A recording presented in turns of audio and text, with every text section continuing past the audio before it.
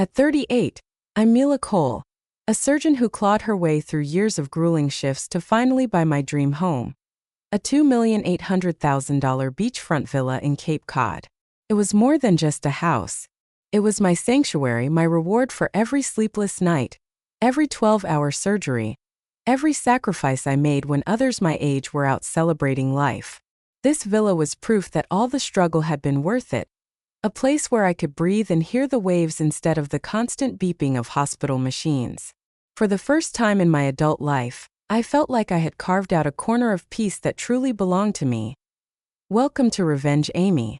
Your support is what keeps us going and allows us to continue telling inspiring stories of justice, healing, and self-worth. Help our channel reach our first 1,000 subscribers by liking and subscribing. Now let's get back to the story. But that peace shattered with one phone call. It was my older brother, Ethan Cole, his voice dripping with that same entitled tone I had grown up with. "We're on our way to you," he said casually, like he was announcing a dinner plan instead of what came next.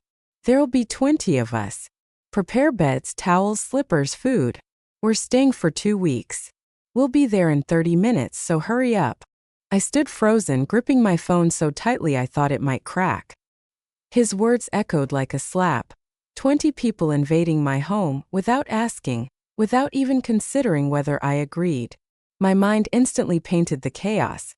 Strangers sprawled across my polished floors, raiding my fridge, muddy shoes grinding into rugs I had chosen with care. My chest tightened, not with panic but with something sharper. Ethan had done this before, walked over my boundaries, treated me like a bottomless resource. But this time it was different.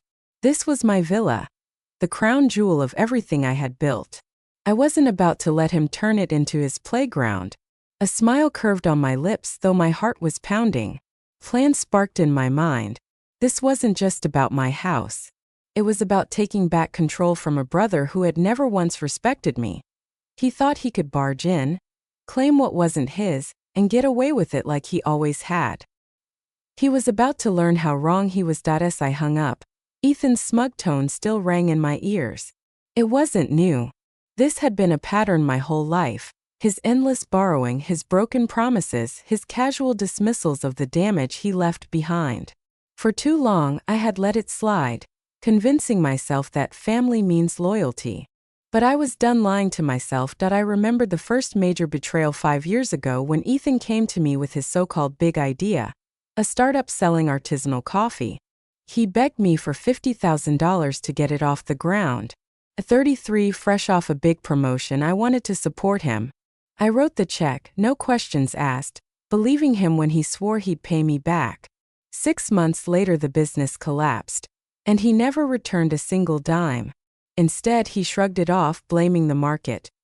That was just the beginning point. 2 years ago, he borrowed my SUV for what he promised would be a quick weekend trip. He kept it for 3 months, racked up parking tickets, and left coffee stains on the seats. When I finally confronted him, he laughed and said, "You can afford a new one, Mila." My fury boiled inside me, but I swallowed it. Our mother, June Cole, had always preached keeping the peace. Even after she passed, her voice lingered in my head, urging me to hold the family together. But standing in my villa, phone still warm from his call, I felt a shift deep inside. Every loan, every stolen item, every sneer replayed in my mind. This wasn't about keeping peace anymore. It was about Ethan seeing me as his personal ATM, his safety net, his doormat. And I was finally ready to say no. 5 years ago wasn't the only time Ethan took advantage of me. The pattern was endless. After the failed coffee startup, I told myself I'd never lend him that kind of money again. But Ethan always found new ways to test my patience. 2 years ago, he borrowed my SUV for what was supposed to be a simple weekend getaway. Instead, the car disappeared for 3 months. When he finally returned it, the once clean interior reeked of fast food and coffee. Parking tickets piled up on the passenger seat, hundreds of dollars worth, all under my name. The leather seats had sticky stains, the kind you knew would never really come out no matter how much you scrubbed. I was livid. When I confronted him, his response was a mocking laugh. "Relax, Mila. You're a surgeon. You can afford another one." The disrespect stung more than the damage. But I swallowed my anger, remembering my mother's voice. June Cole had always preached about family unity, about keeping the peace no matter what. Even though she'd passed away years earlier, her lessons still lived inside me. I wanted to honor her by being the glue that held the family together. So, once again I said nothing. But Ethan's audacity didn't stop with money or cars. He even had the nerve to take sentimental things. One day I noticed my grandmother's pearl necklace missing from my dresser. Ethan admitted with a casual shrug that he'd borrowed it for his girlfriend, Sienna Park. He never returned it. There wasn't even an apology. It was as if my belongings were his to claim whenever he felt like it. The worst betrayal, though, wasn't about things. It was about his son, Caleb.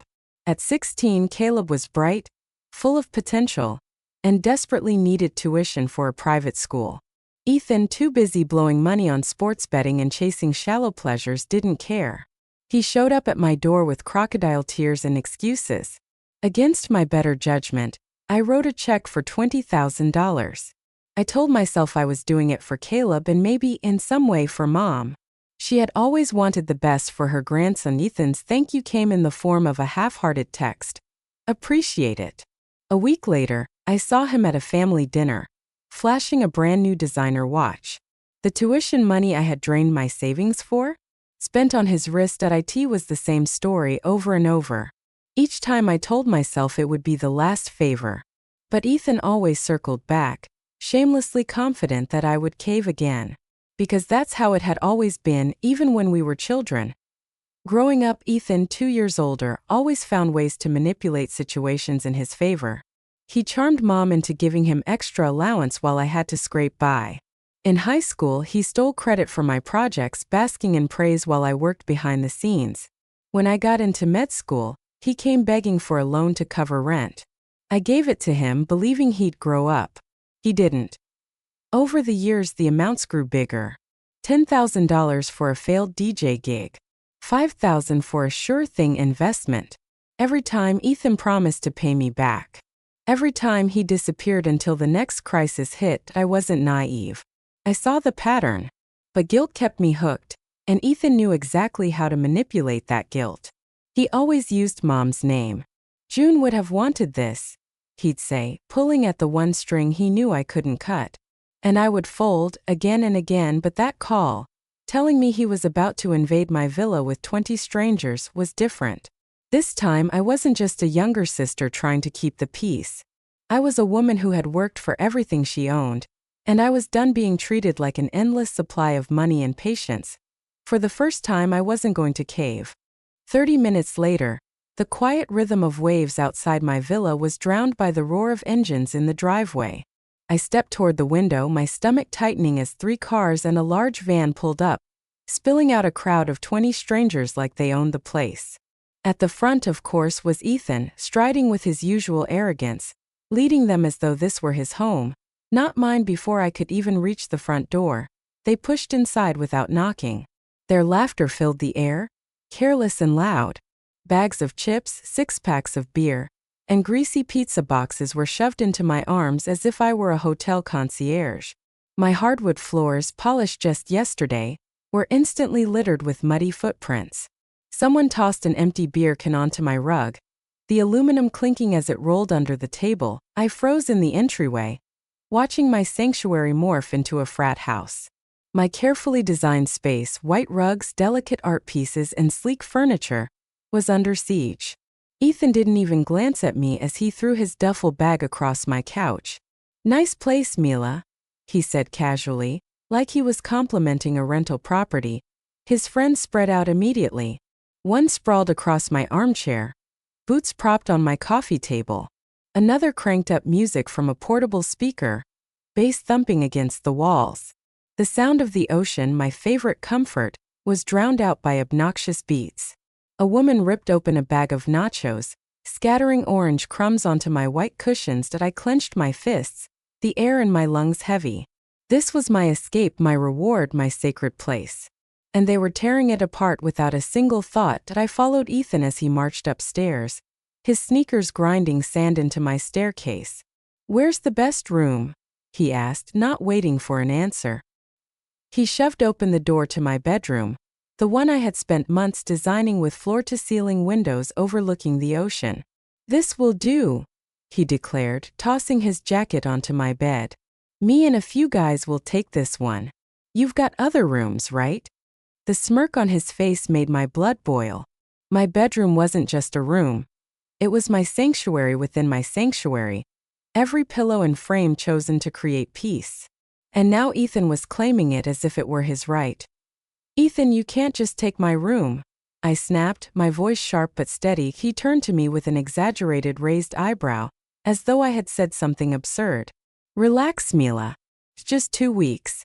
You're not using it all the time, are you?" His friends, lounging in the hallway, chuckled at his words.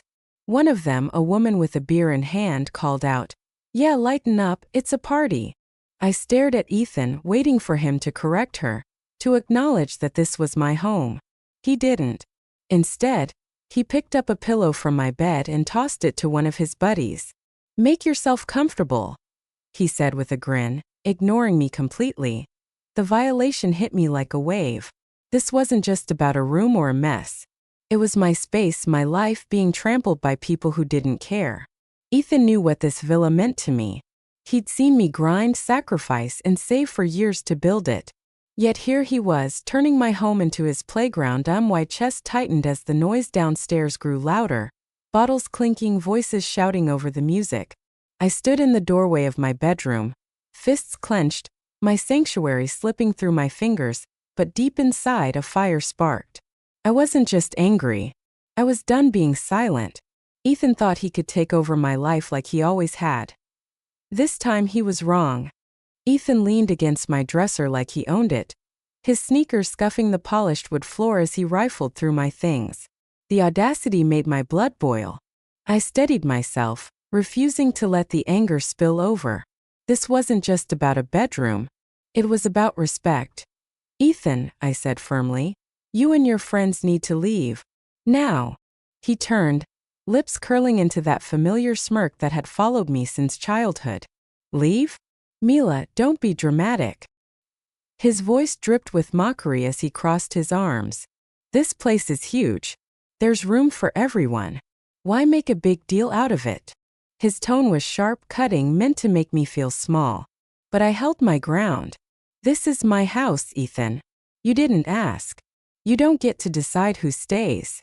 He laughed, loud and theatrical, the sound echoing down the hallway. "Oh, Mila, lighten up," he said, rolling his eyes. "We're family, Mila. Family shares, right? You've got all this space, and you're hoarding it like some miser." The word family hit me like a jab. It was his favorite weapon. He knew exactly how to twist that knife, using the values Mom June Cole had drilled into us. Unity, loyalty, togetherness. But this wasn't unity. It was invasion. Downstairs, his friends caught the tension. A guy in a baseball cap leaned over the staircase railing, grinning. "Yo, Ethan, she serious?" he called, laughter in his voice as though my outrage was a joke. A woman, sloshing beer from her bottle, shouted up, "Come on, Mila, chill. It's a vacation." Their voices blended with the pounding bass of the speaker. The whole group erupting in laughter. I felt their eyes on me, mocking, judging, dismissing. It was like being shoved into a spotlight, every word twisted against me. And Ethan just stood there, shrugging, his smug expression never faltering. "See? Everyone's cool with it," he said, his voice smooth with condescension. "You're the one making it weird." I clenched my jaw, my hands trembling at my sides. The room felt smaller, the air heavier with every laugh echoing through the walls. For a moment I felt powerless. Like every other time I had caved, every other time I had swallowed my anger for the sake of peace.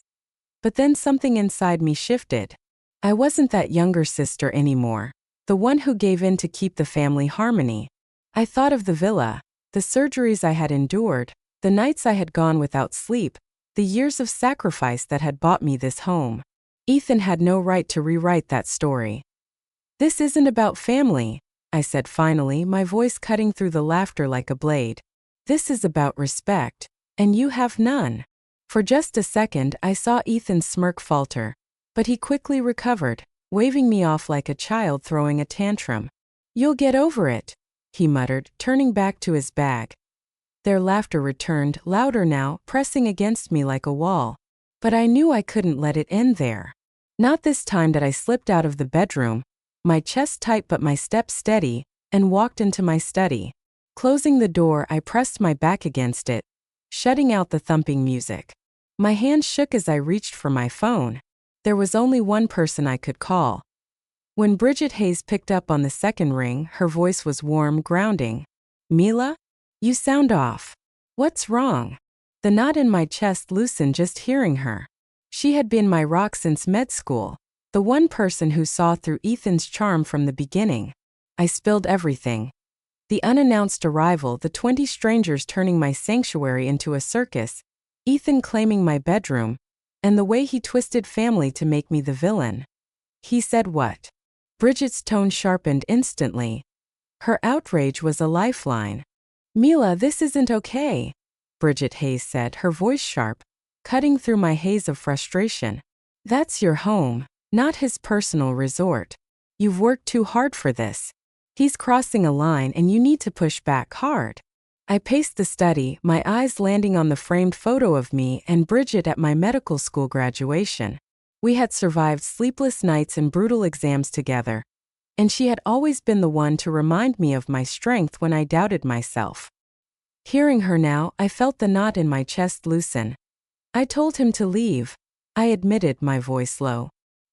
He laughed in my face. His friends backed him up. They acted like I was the bad guy. "You're not the bad guy," Bridget snapped. "He's manipulating you again. Listen, you live in a gated community, right? Call the neighborhood security team. That's what they're there for. And after that, get your lawyer on the phone. Karen Whitfield handled your villa's closing, didn't she? She'll have your property deed on file. Ethan has no claim. You need to make that clear." Her advice was crisp, practical, no nonsense, the exact lifeline I needed. I swallowed hard, nodding even though she couldn't see me. "Security and a lawyer," I repeated, grounding myself with the words. "Yes," Bridget said firmly. "You've got this, Mila. Don't let him bully you into surrendering your space. This is yours. You earned it." As her words sank in, a memory surfaced, so vivid it almost made me stagger. I was 12 years old, sitting at the kitchen table with Mom, June Cole, as she chopped vegetables for dinner. Ethan had just borrowed my bike without asking, leaving it scratched and bent in the driveway. I had complained, furious, but June looked at me with calm, serious eyes. "Mila," she had said, "your things are yours. People can only take what you let them. Respect starts with you." That lesson, tucked away for years, rushed back with full force. Respect starts with you. My villa wasn't just a house. It was the embodiment of every lesson, every sacrifice, every late night in the operating room. And Ethan was trampling all of it as if it meant nothing that I tightened my grip on the phone. "You're right, Bridget. I can't let him get away with this." "Exactly," she said, her tone softening just enough to be reassuring. "June would never have let him steamroll you like this. And you're not alone, you've got me, you've got the law, and you've got security. Use them." Her confidence was contagious. I wasn't powerless. I had options. For the first time since Ethan's call, I felt steady.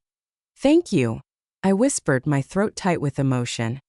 "You don't need to thank me," Bridget said. "Just promise me you won't back down this time." I hung up, my heartbeat still pounding but steadier now. I opened my laptop, fingers flying across the keyboard as I pulled up the contact for the neighborhood security office. My hesitation lasted only a moment before I dialed. "This is Mila Cole," I said, my voice calm despite the chaos rattling the windows outside. "I need assistance at my property. I have uninvited guests who refuse to leave." The operator's tone was professional, reassuring. A team would arrive within 10 minutes. I exhaled slowly, the fire inside me growing. Next, I scrolled through my contacts and tapped on Karen Whitfield's number. My lawyer answered on the second ring. "Mila? What's going on?" I explained everything, the invasion, the refusal to leave, the mess. "I need you to confirm my property deed," I said firmly. "Of course," Karen replied without hesitation. I'll pull up the file and email it to you immediately. Mila, this is trespassing. We'll make sure you're protected. Her tone carried indignation on my behalf, and I felt a wave of gratitude. By the time I hung up, I was no longer trembling. I was resolute. This wasn't just a phone call, it was a line drawn in the sand. Ethan thought he could bulldoze me into submission, but I was ready to fight back. I shut my laptop and took a steadying breath. The bass of the music downstairs vibrated through the walls, each beat like a dare for me to come down and surrender my home. But I wasn't the same sister Ethan used to walk over. Not anymore. I slipped my phone from my pocket and opened the camera. If Ethan wanted to play games, I'd come armed with proof. Quietly, I descended the stairs. The scene that greeted me turned my stomach. Empty beer cans lined the counter, pizza boxes stacked haphazardly across my dining table, grease bleeding into the wood I had carefully chosen. A woman danced on my coffee table, her heels scuffing the glass surface. One of Ethan's friends rummaged through my pantry, tearing open bags of chips I'd bought for myself. I snapped photo after photo, evidence of the chaos they'd unleashed. My lens lingered on Ethan himself, beer in hand, smirking like he had just won a prize. Perfect. I sent the images directly to Karen Whitfield, typing, "For the record, this is what I'm dealing with." Her reply came within seconds. "Save everything. This will help if this goes legal." I tucked the phone away, a strange calm washing over me. This wasn't just anger anymore. It was strategy. As I turned, my email notification pinged. Karen's message had arrived with my property deed attached. I pulled it open on my phone, staring at the crisp black and white document declaring me the sole owner of this villa. My hands tightened around the screen. This was more than a paper. It was my shield. The front gate intercom buzzed, making my pulse spike. I hurried to answer. A steady voice introduced himself. "Officer Craig Spencer, Neighborhood Security. We're here about your call, Miss Cole." Relief flooded me. "Come in," I said quickly. Two black SUVs rolled up the driveway, headlights cutting through the chaos of Ethan's makeshift party. 3 uniformed officers stepped out, Spencer leading the way, his broad frame filling my doorway with authority. I handed him the deed immediately, my voice firm. "These people are trespassing. I've asked them to leave." They refused. Spencer scanned the document, nodded once, then raised his voice above the blaring music. "All right, folks. This is private property. You need to pack up and leave now." The music cut abruptly, as if someone had yanked the cord. The room fell into a stunned silence. Ethan pushed through the crowd, face red with anger. "You've got to be kidding me," he snapped, glaring at me like I had just betrayed him. "Mila, you called security on your own brother?" His voice dripped with false hurt, his eyes glistening like he was the victim. But I wasn't falling for that performance anymore. "You didn't give me a choice, Ethan," I said evenly. "This is my home." Around him, his friends began to stir, some muttering, others grabbing their bags, but not all willing to leave quietly. One drunk man stumbled, spilling red wine across my cream-colored rug. Another knocked a glass figurine from my shelf, the sharp sound of it scratching the table beneath. I winced, but steadied myself. Pulling out my phone again, I snapped photos of the damage. Ethan saw me and scoffed. "Really? Documenting like some paranoid landlord? You're pathetic, Mila." But I didn't flinch. I turned to Spencer. "That's more evidence." Ethan's jaw tightened, his face twisting with rage. He yanked out his own phone, typing furiously before holding it up with a sneer. Seconds later, my phone buzzed with a notification. His post glared at me from the screen. "My sister's so selfish she's kicking family out just to keep her fancy house to herself. Ungrateful." My blood boiled, but I kept my composure. This wasn't about his tantrums online. This was about reclaiming my home. "Officer Spencer," I said calmly, showing him the post. "He's slandering me now." Spencer frowned, jotting notes. "We'll address that later. Let's focus on clearing the property first." Behind him, his team began moving through the villa, directing Ethan's friends to gather their things. The tide was turning. For the first time that night, I felt the power shift. The officers moved with calm precision, checking IDs and firmly instructing Ethan's friends to leave. Some obeyed quickly, shouldering their backpacks and muttering curses under their breath. Others lingered, smirking, as if daring me to push harder. One drunk man swayed unsteadily and stumbled across the living room. His red plastic cup tipped, splashing more wine onto my cream rug, the stain spreading like a wound. Another friend tried to steady him, but instead knocked over one of my glass figurines. Scratching the polished coffee table beneath, I snapped a photo, the click of my phone camera slicing through the tension. Ethan saw me and barked a bitter laugh. "Really, Mila? Documenting like some landlord? You're pathetic."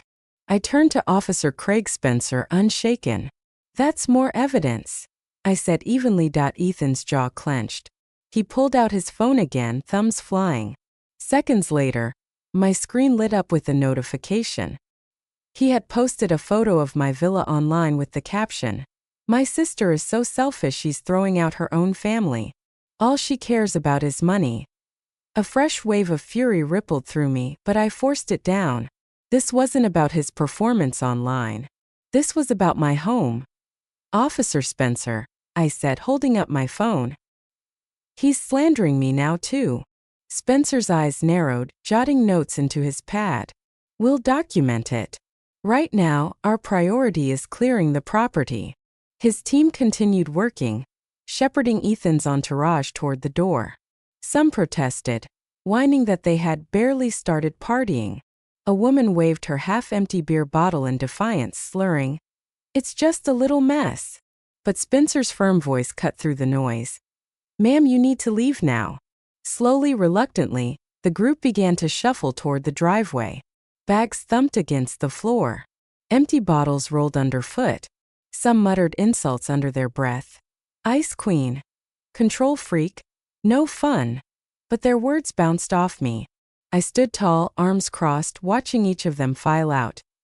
Finally, Ethan was the last one standing. His duffel bag slung over his shoulder, he glared at me, his eyes cold and burning. "You'll regret this, Mila," he said, his voice low and sharp. I met his gaze, my own steady. "No, Ethan. You will." The officers guided him out, and the heavy door closed behind them. Silence rushed in like a wave, so sudden it made my ears ring. For the first time that night, my villa was mine again. But the fight wasn't over. When the last car pulled out of the driveway, I opened my phone and checked Ethan's social media post. My heart thumped, expecting strangers to side with him. But the comments told a different story. "Wait, you showed up uninvited with 20 people? That's not family, that's entitlement. She worked for that house. Respect it. If my sibling trashed my home like that, they'd be out the door too." The tide of opinion turned against him. Even mutual acquaintances chimed in, defending me. A few strangers even messaged privately, offering support, appalled at his behavior. Ethan's attempt to shame me had backfired spectacularly. His credibility was crumbling in real time. Exposed by the very story he tried to spin, I didn't feel triumphant, just exhausted. His loss wasn't my victory. It was simply necessary. As I stood in the quiet of my living room, surrounded by the lingering smell of beer and the sight of fresh stains, I realized one thing. My home was mine again, but the cost was etched into every scratch and spill, and I knew the hardest part was yet to come, deciding whether Ethan still had a place in my life at all. As the last headlights disappeared down the driveway, the villa settled into an eerie silence. No music, no shouting, no careless laughter. Just the ocean outside, crashing against the shore the way it always had. I stood in the doorway for a long moment, the weight of the night pressing on my shoulders. My home was mine again. But it didn't feel untouched when I stepped back inside. The damage revealed itself in full. The cream-colored rug in the living room was ruined, stained deep crimson from spilled wine, the fibers frayed from heavy shoes. My glass coffee table bore a jagged scratch across its once pristine surface. I ran my fingers along the mark, stomach twisting. In the kitchen, empty cans littered the counters, greasy fingerprints smeared the cabinets, and crumbs were ground into the floorboards. Tea wasn't just a mess. It was a scar. A reminder of Ethan's disregard. Etched into the very bones of the villa I had sacrificed so much to own that I grabbed a bucket and cleaning supplies, scrubbing at the rug until my arms ached, but the wine stain only spread. I wiped down the table, but the scratch glinted mockingly in the light. Still I kept working. Each swipe of the cloth felt like reclaiming my space, piece by piece, but some things couldn't be undone. Later that night, as I collapsed into a chair, phone heavy in my hand, I opened Ethan's profile. His angry post was still up, but the comments were clear. People weren't buying his act. "You don't just invade your sister's house with 20 strangers," one wrote. "Sounds like Mila set healthy boundaries, and you're mad she enforced them." Another said, "Family doesn't mean free rent." Even his own followers had turned on him. The narrative he tried to spin had unraveled, leaving only his entitlement exposed. That I didn't feel vindicated, just tired. That I blocked his number, then his profile. The decision was heavy, like cutting the last thread of a rope that had bound me for years. But it was necessary. Ethan wasn't my responsibility anymore. As the villa grew quiet again, I thought of Mom June Cole. Her voice echoed in my memory. "Respect starts with you." For so long, I had believed that meant sacrificing myself to keep the family whole. But now I understood. Setting boundaries wasn't selfish. It was survival. That I had honored her, not by caving to Ethan's demands, but by standing firm in the respect she always wanted me to claim for myself. The next morning, I sat on the deck with a cup of coffee, watching the waves roll against the Cape Cod shore. The villa felt different, still scarred but also stronger like me. Ethan's absence was a silence I could finally breathe in. Family doesn't get a free pass to disrespect you. Blood may connect us, but respect is what sustains us. I had spent too many years bending to keep the peace, only to realize peace at the cost of my dignity was no peace at all. This villa, this life, it was mine. I had earned every inch of it. And no one, not even my own brother, could take that away. Thank you for listening to my story. It wasn't easy to share something so personal, but I hope it resonates with you. Have you ever had to set a hard boundary with someone you love? How did you handle it? Drop your thoughts in the comments. I'd love to hear your experiences. And if this story moved you, please hit that subscribe button. Your support means the world to me, and I'll keep bringing you more real stories of strength, justice, and resilience. Because sometimes standing up for yourself is the bravest story you can tell. Thank you for following this story till the end. If you found this an emotional journey of betrayal, justice, and inner strength, please help RevengeAmy reach its first 1,000 subscribers. Just a like and subscribe. Your support will be a great motivation for us to continue bringing more inspiring stories. Click subscribe today and be a part of this journey. See you in the next stories.